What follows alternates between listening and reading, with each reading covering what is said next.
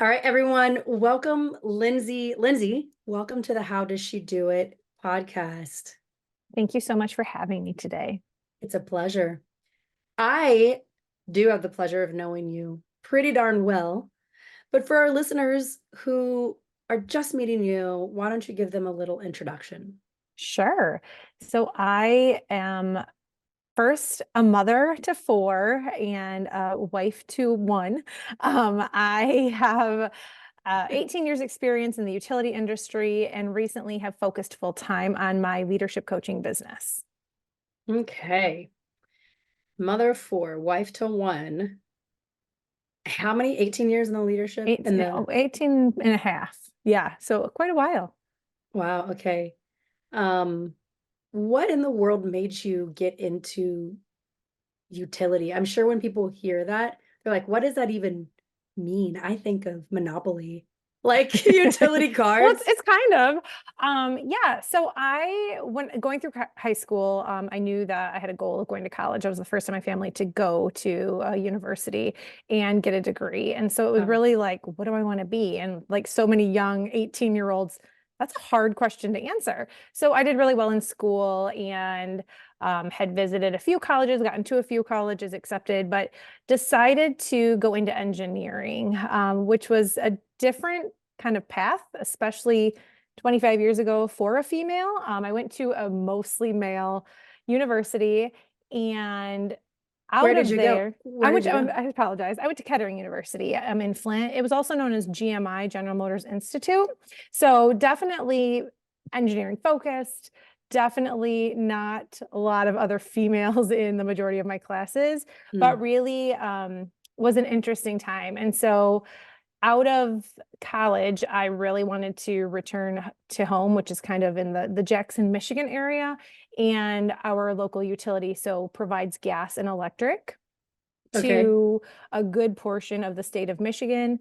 And I was able to get an engineering job there out of college. Whoa. This is new to me. I didn't realize your undergrad was in engineering. Oh, yes. I went for engineering. I decided that I would do industrial engineering because kind of once I got there, I was like, I mean, I'm not really sure like I'm going to build cars and stuff like that. And so industrial engineering is a little more people focused, which is really where my Hmm. desires have grown over the years as well. That's so fascinating. Yeah, I can imagine that was really tough to be the only woman in that degree, really kind of in that industry in college and then going into that. Did you find that was also the same thing over your entire 18 years in utility? So over the 18 plus years, I did see more diversity between male and female. So as I kind of grew in my career, you did see more women joining that industry. But yeah, I think that for me, it was beneficial that I went to a university that had a lot of males. So then when I would walk into those conference room, those boardrooms, I wasn't surprised that I was one of maybe the only or one of, very few women that had to have a seat at the table and have some of those hard conversations. That is such an interesting perspective. I think a lot of the conversation around, equity or equality has to do with the representation. Um, and being that you were there for such a long time, do you have any like I don't know, I don't mean to be contrary, but do you have any sort of contrary beliefs like to the idea that there should be more diversity, more women in the industry, knowing that it's still male dominated? For sure. I think that no matter what industry, diversity is imperative. So we see this through research, we see this through different activities that different perspectives bring such greater results. And so even for me to again sit at that table as one of the only females, like I would definitely bring a different perspective that maybe hadn't been brought forward before. And so that's empowering, but also makes people uncomfortable, which Mm, helps everybody grow. that's interesting because now you focus on leadership, right? Yes, ma'am. Let's talk about this idea of being uncomfortable. You have 4 kids. Yeah. Tell us about what it was like having those children throughout your career. I'm guessing you started your career before you had any babies. Yeah, so I've done a lot of reflection lately, and I definitely see where having children did impact my trajectory in what I initially thought that I wanted in my career. And so it's unfortunate, and things have come a long way, even in the 15 years since I had my first child, with ensuring that we have, in some areas better leaves, and some industries, corporations, really take into account that that's like those leaves can't be held against you. But it definitely impacted the things that I was able to do and the decisions that were kind of made for me Mm. while I was kind of growing up in my career. Let's talk about it. So, walk us through the timeline. Let's go back to how your first job, I guess. So in utility, year one, how long until you become pregnant with your first? So I was working for about 3 years before I um, became pregnant with my first child. So I was initially hired in as into this professional entry program. So it was for engineers. It was kind of like a way to get all kinds of information about the utility. So then potentially you could grow into management roles and or higher. And so I did that for the first year and a half. And then I was able to get my first kind of real role as a metering engineer. So kind of using my engineering skills, but not exactly. So I kind of had to, learn on the fly there. Had a really good mentor that was able to transfer a lot of information to me, but definitely started to see how this male domination, made things interesting for a young female engineer. I was placed on a program for kind of like fast track people. So there was some leadership that was like, she's got the skills, she's got, what we're looking for to kind of, grow quickly. And then I came across a supervisor who was like, oh no, like she's not playing the game of the good old boys club. So, not staying after just to stay after, I wanted to get home with my baby, not necessarily coming in early. Those extra hours were, what kind of made it or you made you um, be the person that he was looking Right. for to kind of move forward. But he could also not explain to me like what the problem was either. Uh, So like just things like that along the way. And again, it depends upon the leadership in the organization. I really realized that, but it definitely wasn't consistent across the organization either. Man, that's just so wild to me because I think still, as a new mom myself, I still see this mentality from, I think, in my experience, has been men without children who just they don't get it, right? And saying something to them like entrepreneurship is different for women, or being in corporate America, it's different for women. Often I don't think they're considering children as an equation. And we are in this very like liberal mentality, I think, in the mass media. And so people are thinking about gender identity and stuff. But the reality is, like, if you are a woman who chooses or is able to and chooses to mother physically, your experience will be dramatically different, right?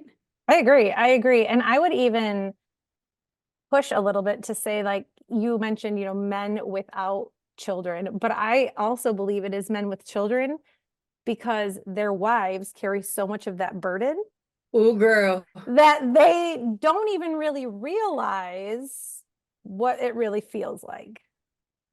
preach. It's this idea when I remember I was freshly postpartum, right? So I'm in the bed because, as you know, I had home births. I'm in the bed where my daughter was born, you know, kind of like ripped to shreds, for lack of a kinder term. I mean, I didn't actually tear, but it doesn't, it's just a Your ripping body's that gone through a happens. lot. Your body's gone through a lot, all of the like night sweats and erratic sleep and terror because I'm a first time mom of the baby. Is she alive? Am I going to kill her? Where should all of these things. And I remember thinking, like, looking at my husband sleep, what in the world? How is he asleep? How is he not also losing his mind? How is he not up Googling these things? This was in her poop. Does he know it? Like it was this. And it was then when I reached out to a friend of mine who told me about home birth, who had 2 kids. And she said, like, look, there's something called an invisible labor that women carry. Just Google it. And I did. And all of a sudden, this conversation opened up to me. Where do you sit on it now? Like what have you learned, or um what do you understand having 4 kids and being in the workforce for that long about this invisible labor? So I think that it is a piece of it, right? I think that it kind of boils down to everybody has something, right? Whether it's I just had a baby, I have 4 kids at home, maybe I'm caring for my parents, maybe I have a sickness that I haven't shared with people. We all have things. And it's our responsibility as leaders, no matter what your workplace is, no matter if it's a workplace, if it's a community, we have responsibilities as leaders to have that awareness that everybody has things. Mm, And so we need to think about that and reflect on that as we are making our own decisions, especially those decisions that might impact others. So, to your point, I mean, having children and having that invisible birth, that's kind of like was the starting point for me to say, like, we all have things. This is my thing right now. My thing will evolve. But it's unfortunate when those that have influence on you in a way that it could change the whole trajectory of your life, that they don't consider some of those things. mm, yeah, that's real. And just for the listener, we love men. We both have sons. We both have a husband. This is Yeah, not an definitely love anti. men. It's not, and that's the thing. I've had women leaders in my life that I've encountered that have been horrible, that they've also gone through motherhood. They know that there's these Mm, things, but they also then feel that they have to react in a way to kind of keep up with the men, right? I interesting. mean, is my perspective, right? Yeah. I think that women in leadership sometimes kind of put on this shield and don't kind of lean into the fact that they have different needs, that others have different needs. And so I don't think we can say it's just men. I think that there's Yeah. women too that have opportunity. Yeah, I agree with that. I agree. I'm just thinking about leadership in general. And I mean, I know this is your area of expertise. Can you think of a specific event at some point during your journey, um, where you experienced this type of like failure in leadership as it related to your life circumstances? Like, can you give us the details, where you Sure. were, what it was like? Yeah. Walk us through it. Yeah. So it was actually when I returned from maternity leave with my fourth last child. So I'd done this 3 times, right? Like, you know, kind of got back in the groove. Well, I had been, again, like I mentioned, on this kind of like fast track. I had just the year that I gave birth to my last child, I had taken a new role, and it was like my growing role. It was the first time that I was a leader of leaders. I had a team that was spread across the state. I had way more span of control than I'd ever had. So I was learning while I was pregnant. I had a new leadership team. And then upon my return from maternity leave, I had a woman leader a couple levels above me that was like, we're taking you off of this program. We think that you don't have the right um, leadership presence, your business acumen is not where we want it to be. And I was like, hold up. Like, I literally have been here for 3 days. Whoa. And so it was like, I was so frustrated, right? So not only am I like dealing with like, I'm leaving 4 of my babies at home, I'm returning to work. I've like learned all these things while I've been having all this body change happen to me, but I'm going to return and this is my welcome home. And so that point in time right there really put inside of me, instilled in me, like, I never want to put an individual in a position that I'm in right now.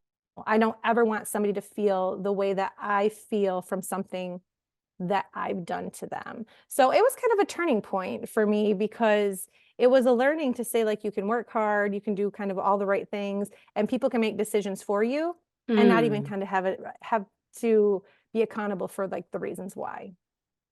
Did you ever find out what her reasoning was? Like, how did that relationship evolve? Oh, that was not a good relationship. I never like got a real reason. I fully believe that the reason was I didn't just always do what I was told. I kind of pushed and I just didn't go along with status quo. Um, and not in a disrespectful way, But just like like, good leaders do. I right. mean, And like, I have a team that has needs, and just because you're better friends with this leader and their team has, it was not a healthy situation, all around. And so, um, eventually karma came and that leader was dismissed. bye. And over the next year, I personally like got recognized for the great work that my team did. My team won one of the like the company's first awards for all the great improvements and process improvements, cross-functional collaborations. So like, it was kind of more like okay, like, now you've challenged me, let me prove to you that you were wrong. That's so fascinating. How long did this go on? Um, I mean, a couple years, I think, Oof. until like that individual moved on, and I was in the role for a while, but then moved kind of internally to help some different teams. And so it was at least a good year that there was some tension there. How did you navigate that tension? I imagine people listening to this can relate, especially if they hold corporate jobs. Uh, how did you stay prepared? I don't know, what's the word? How did you survive that and not just like quit or give up so that when she was gone, you excelled? So, I mean, I was fortunate that my direct leadership recognized my abilities, and I always have kind of prided myself on like being able to kind of manage up at least a level, right? To say like, wait a minute, like, we're a team, we have to collaborate, we have to kind of be on the same page. So that was to my benefit, definitely. And the fact that like my team kind of kept outdoing the expectations. So it was hard conversations with them, right? So like, hey, like, I know this is how we've done things, but look, we've got to kind of prove a point. So kind of rallying the team to really say like, we can be better than what everybody's labeled us. And so it was a lot of positive affirmations to the team. It was, again, a lot of kind of difficult conversations, because in order to kind of make some of the great improvements that we did, it's not all rainbows and sunshine. And so it was a lot of work, but definitely kind of left the entire situation in a better state than when I found it. Wow. I've known you for a year and some change.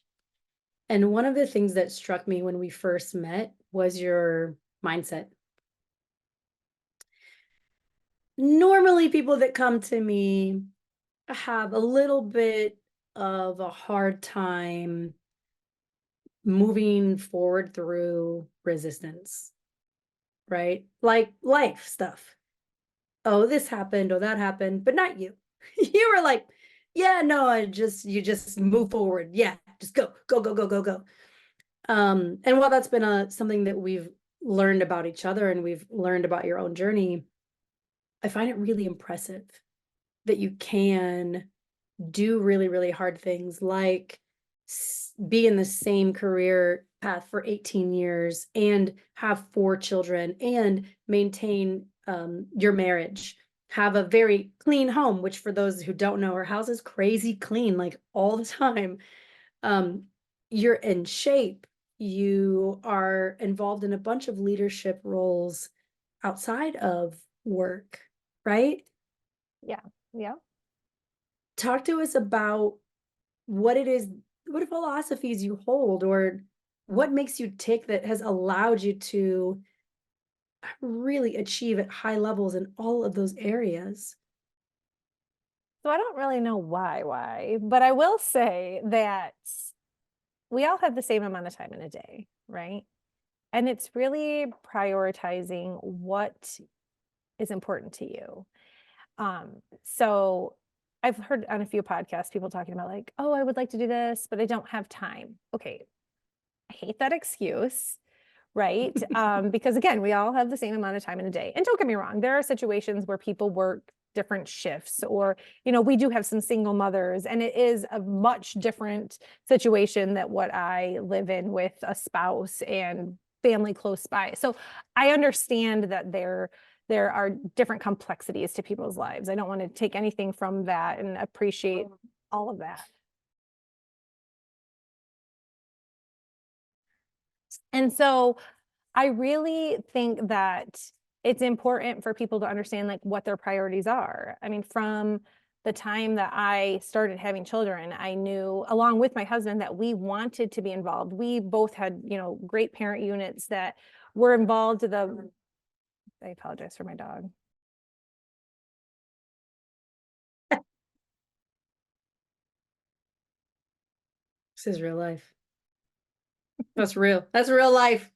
Thank God for the mute button, right? All right. Well, I was like, yeah, I asked you to give me an hour. Like literally, like you have to make lunch right now. I know, honey, but I gave you okay. Anyway, so I was saying, so when our children were young, we both decided that we really wanted to be involved with our communities. We had great parents that did a lot with us when we were young. And so that was kind of instilled in us. And so from kind of the start, like we made things like that a priority. And so I also know that like for our health, we need to be healthy, and so that means like exercising. And so it's really again just kind of prioritizing like not what do you want to be when you grow up, but like what do you want to kind of leave as your legacy? What do you want those around you to kind of think of you about, or the ways they think about you to be? Yeah. And so we kind of like set this precedence at the start of our life together, and that's kind of what makes us kind of tick and makes us make the decisions we make. Really? You and your husband got clear on your values. Is that true? Or are you just saying, I does it don't just know. sound I good? don't know that like it was like ever like we discussed it, or it was ever like our plan per se, but as we've evolved through this life together, we have made decisions that are like, oh, yeah, this is our thing. And so then we've kind of just stuck with them, and we really tried to dedicate our time to those around us, our children included, just to say like, we're going to do things to help better the greater cause. That's amazing. Man, relationship goals. How long have you guys been together? How long have you been married? We've been married, now I'm on the spot. It'll be 17 years in April, and we've been together 20-ish, I think. What? Yeah. We were kind of babies. Oh my gosh. That is a long time to be with a person. Look, It I've is. known Drake, my husband, for 13 years, going on 14, but we've only been married for like 2.5, and it feels like a lifetime. That's incredible, Linz. Yeah, thanks. We like each other for the most part too. How did you navigate that? How did you navigate being married young, starting careers young, starting family young, and then not stopping, like having family the entire time? Like what do you think kept you guys together on the same team? I don't know. I Of mean, course you don't know. It's just like I feel like God sometimes gives gifts to people where it's like this will be easy for you.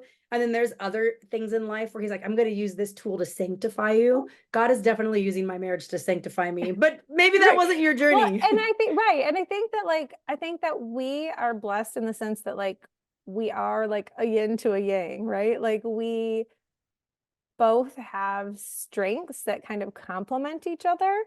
Um, so that's been helpful. Like I'm the one that'll like fly off the handle and I'll be like, can't you just get excited with me? And he'll be like, I mean, I don't know why you're so excited. So I think that that is helpful that we have a little bit of that like back and forth. And I mean, we're always willing to talk to each other about things, right? I mean, sometimes there's hard things that like we might push off for a while, but I can't like sit and think of like a time that we've like ever been in like a real like fight, right? We've never, I mean, there's been times where I'm like, Jesus, hold the wheel. Like, I don't know, I don't know what I'm gonna do with this one. But there's never been, I see friends and people with other relationships, and I'm like, oh gosh, like I've never, had some of those feelings or thoughts or said some of the things that they've said about their significant other. So I don't know. We just work Blessed. I mean, what very that's really much. beautiful. That's great. I don't think we hear that a lot. It's not popular narrative. Yeah. Yeah, we just and I think that we work on it too because we want that for our children no matter what that relationship looks like for them. Um but just that to know that like you have a partner and you do these things together and you're better because of it. Let's talk about how you teach leadership to your children. How do you do it? Yeah. So one of my things that I've had since I've let them start to explore things on their own since they were little is like, if you can be anything, I want you to be a leader. And so they would go to friends' houses or they would go to school, and I'd be like, remember, if you can be anything, I want you to be a leader. I know schools and things are, very much about kindness. And not that there's anything wrong with kindness, but kindness makes me still kind of feel like, ooh, I might have to do something I don't want to do. Where if you teach your kids about respect and how to treat others respectfully, it's more of a line for them to understand. It's a little bit clearer line, I guess I would say. Um, that, maybe Sally that sits next to me in class, like, I don't really want to be her friend. And I'm never going to force you to have a play date with Sally, but I want Sally to know that you're someone that if she were in a bad situation, she could count on.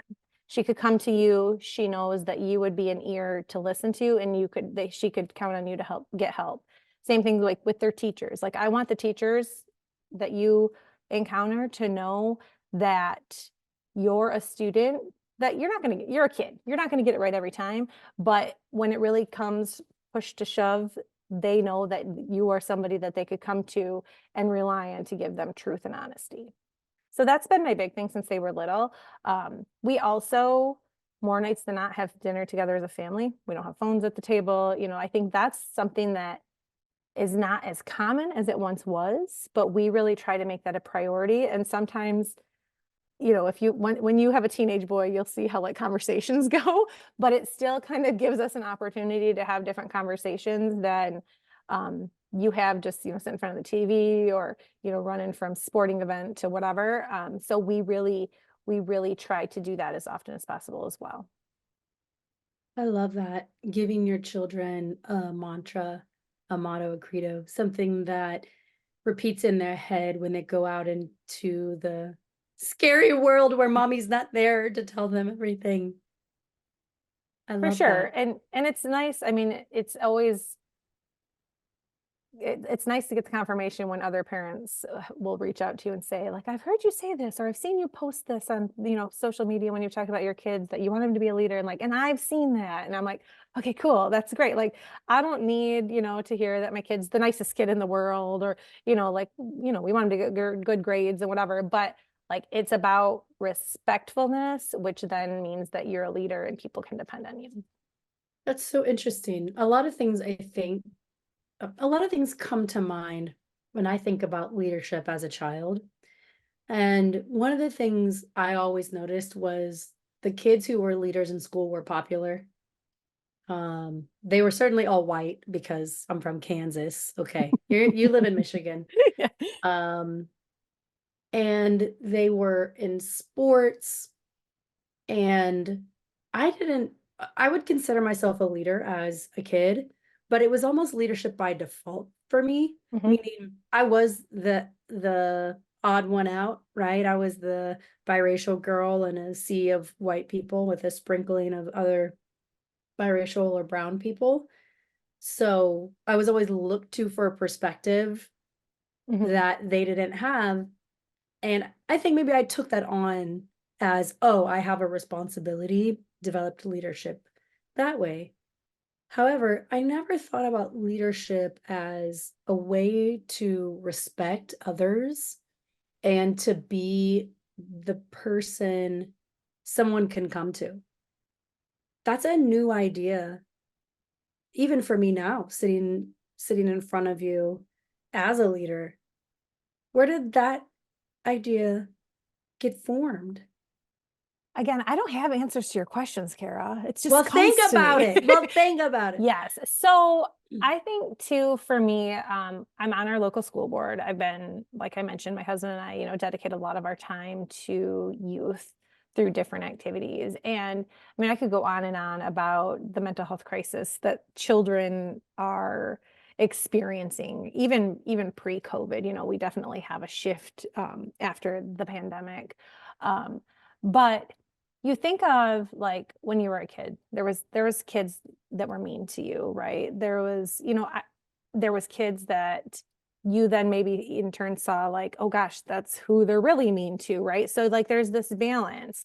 And so I guess maybe it's a reflection of like me growing up. Like I would say like in elementary school, I probably was maybe sometimes made fun of, kind of that kid. But like as I grew and kind of became a leader within my school and in that situation, I tried to do the right things to kind of help the greater good. So then as I'm having kids, I want them to have the confidence that no matter kind of where they are in um that I'm missing the word, but no matter where they are, like in their no matter what situation that they're in, they have a confidence that, everything will turn out okay. Your childhood is such a small piece of what your whole life looks like, but it seems so impactful at the time. And so again, And for us, and it is, yes, right? for sure, for sure. It is.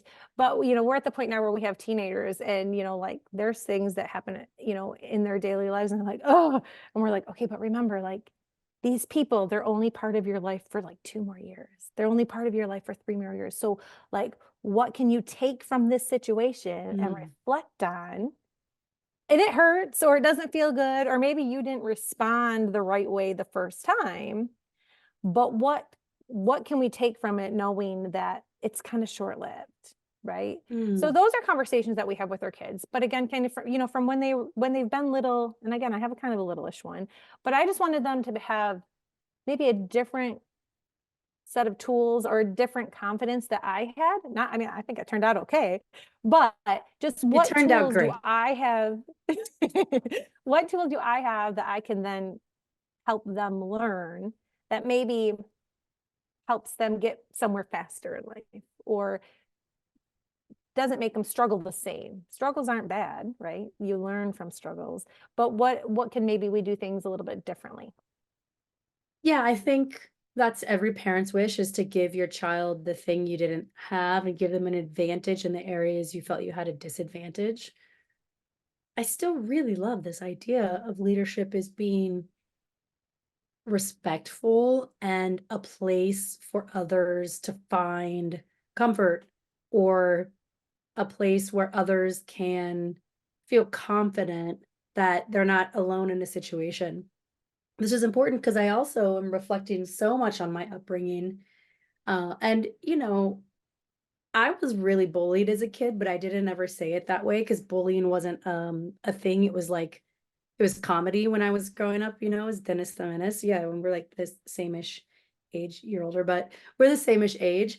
Um, I I got a lot, it was a lot of racism, to be quite honest. Right. A lot of name calling. And it wasn't just, it was predominantly from the white kids in my school that would call me the N-word. Happened for the first time when I was 4. That's what was my introduction. I didn't know what it meant. Um, a lot of racial things, Oreo, just like there was a girl that used to follow me home from school every day and walk the other side of the street and just shout at me and tell me that no one likes me. And all my friends, of course, were white, and nobody knew how to protect or defend that type of an attack. And yet, I have to tell you, like, the way that I handled this was not good. I didn't go to my mom because she was white, and my sister's white. So, like, she's kind of like, you know, fiercely protective of her little brown baby. She would just like go into fierce mama mode. And as a kid, I didn't want that attention being brought on to me. So I would hide a lot of the things that happened. The times that she did find out, it became an ordeal. So I would hide a lot of it and internalize it. And then I got to be honest, I was the mean girl in elementary school and middle school, and I didn't know it. I didn't know it was hurtful to point somebody and say, "Oh, you don't have any eyelashes. Look how weird you look. Everybody look at her." I didn't realize the girl didn't have eyelashes because she had anxiety, and then it made it worse. And I was like the mean one, or I was the one that was always pointing out the differences in people. I mean, honestly, it makes me emotional. It makes me upset that I treated other people that way, knowing how bad it made me feel. And that's part of the reason I love what you're saying about teaching your children leadership is about respect. It's not about being the funniest one in the room, the best at sports, the smartest, which I'm sure your kids are all of those things as well. I did rely a lot on achievement to bring me out of situations where I felt uncomfortable. So I'm gonna take that. I'm gonna teach that to my kids. Well, and I would just say, think about then as you enter a workforce and you start to lead grown people, right? It's the same thing. Like, again, everybody has things. So build that awareness at a young age to know that the decisions that you're making, the things that you're saying, they have an impact, even if you don't mean for them to. Right.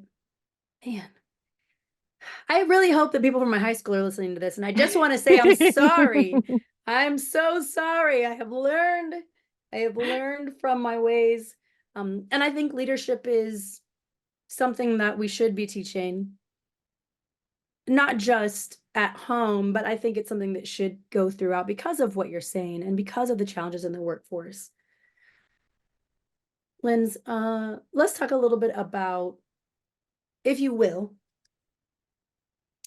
um, I want to give you an opportunity. I want to give you a stage to really say all of your most proudest accomplishments, to tell the world this is what you've done. Because I know that you have things you didn't mention, that you've accomplished and you've achieved. And we don't get this opportunity much in life, especially as women. We feel sometimes uncomfortable with it. So I'm setting the stage and I'm handing you the mic and I'm asking, will you please shout to the world and tell us all that you have accomplished and all the things that you're proud of without disclaimer and without shame? Sure. Sure. I mean, this is totally not what I love to do, but I will for you. So my children, number one, and the family unit that my husband and I have created, like that's my biggest pride, right? So we've talked a little bit about what that looks like for us and how that works. But from kind of like a more specific leadership perspective, I could go through metrics and things that are utility specific, but that would probably not make sense for some of your listening audience. But so for me, some things that I've been super proud of from a leadership perspective. So COVID was a difficult time. It was an interesting time for anybody and everybody. I actually was kind of given a new team during COVID where I had people that got to kind of go home. I had people that were still in the offices that were expected to at times still interface with customers. Like it was a really uncomfortable time. But during that time, I was able to improve employee engagement scores, right? Like who is able to do that? So I was creating a culture for these people that hadn't had like a real leader. They were kind of floundering, doing their own thing without direction. So I was able to step in and really help those folks. And during this crazy unknown time and kind of show growth, right? Like employee engagement scores, who cares, right? It's just numbers on paper, but it is a way to gauge how people are feeling. And for those folks to really feel heard, to feel cared for, to feel like they kind of had a future to look forward to during one of the darkest, craziest times any of us have ever known, like that's special. That made me feel really good that because I was willing to put my mask on, go visit them out in the field, you know, when there was nobody really like going to these places, that they just felt like they had somebody that cared about what they were doing. And so that is something that really I do think makes me special, right? That I was able There's to a help lot that those makes you special, people. but yeah, I love that that's the thing that you choose to say to answer this question is like how I helped other people become more engaged in their work.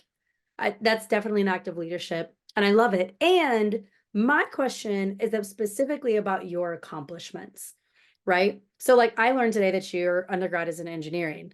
Don't you have an advanced degree? Oh yes, I have an MBA. So I want you to tell me, like, hi, I'm Lindsey Schiel, and I have done A, B, C, and D. And I want you to include the places where you also lead. Like, let the audience know really who you are and what you've accomplished. It's something that, by the way, I'm pulling out of every one of my guests. Every single one of my guests has a really hard time taking the mic and saying, this is who I am, this is what I've done, and this is what I have. And I want Good. to end that. And I want, if you choose, if you don't Okay, want to do it, you don't have to. But I would love for you to tell us all of your accomplishments. sure. I'll try again. Okay, so I am Lindsey Schiel, and I am the first in my family to graduate from college especially with an engineering degree, right? So that's no easy task. I was able to get my MBA before I had my first of 4 children.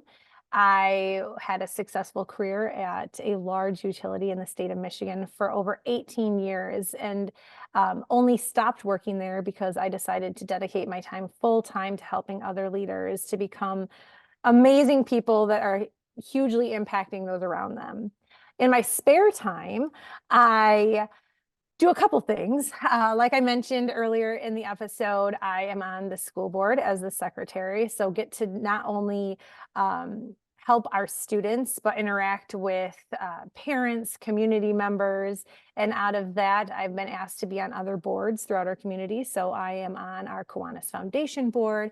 I've recently been asked to join the Brooklyn Community Chest board, which helps families in need.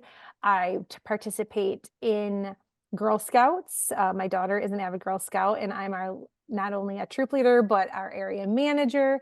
And then with my husband, we do a lot with youth basketball and host an annual tournament every year.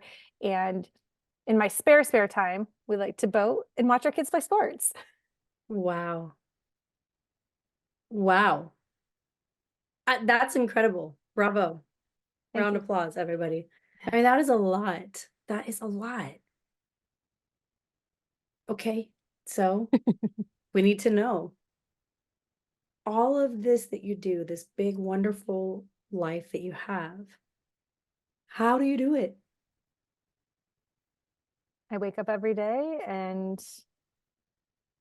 I just think about the good that I can bring to the world and do the best that I can. I mean, what else can you ask for? That's really it, right? Right. Man, that's incredible. So I'm just curious let's say somebody's listening and they want to know how to find you, I want you to tell them how they can find you, and then let's talk about who you would love to hear from. So Sure. first. Yeah, so I am found I spend most of my time on Facebook and LinkedIn, and it's Lindsey Schiel on both of those. And so would love to hear from any of your listeners, love to get any tips or tricks that they might have from a leadership perspective, and maybe even how you're raising your kids to be leaders. Yeah, awesome. And if somebody is listening to this and wondering like, um, man, would she work with me? Like, who is it that you're ideally looking to support as a leadership coach? I look to work with, a whole broad range of leaders, but definitely am focusing on working with some of those higher level leaders, people that have a large span of control that are really trying to make big improvements across either their industry, their corporation, their community. So those that have lots of touches and really, again, are trying to make a big impact. Yeah. Do you have a preference? Like some people like to work with men or women or do you have any preference like that? I don't because I kind of have had this question pop up to me a few times. And while I feel like I can help women in one way, I also think there is an advantage for a man to get a woman's perspective in some of this. So at this point, I love to help anybody that wants to have help. That's great. That's interesting. I agree with you as well. My listeners are probably mostly all women. I mean, but still, you never know. So, okay, cool. Um, so Lindsay, is there anything that we didn't cover that you want to cover? Any tips, tricks, philosophies that you want to share? So I would just really probably say that even if you don't formally lead people, you still have the opportunity to be a leader and to impact those around you. Yeah, I agree. Especially with your definition of what it means to be a leader, right? There's room for all of us to become better leaders. Last question before we wrap up. Why leadership, Lindsay? Because I've encountered enough quote unquote leaders or people in a powerful leadership position that haven't taken that responsibility and done with it what they could to improve those around them. And so I just find it unfortunate that there's people out there that have these roles and aren't doing things to help as many people as possible. I agree. I agree. I really hope some people find you and reach out to you because I truly believe in your mission. It's something that I also share and believe in. So thank you. Thank you for coming on the show and sharing your very personal experience with leadership and giving us these great tips. I appreciate you.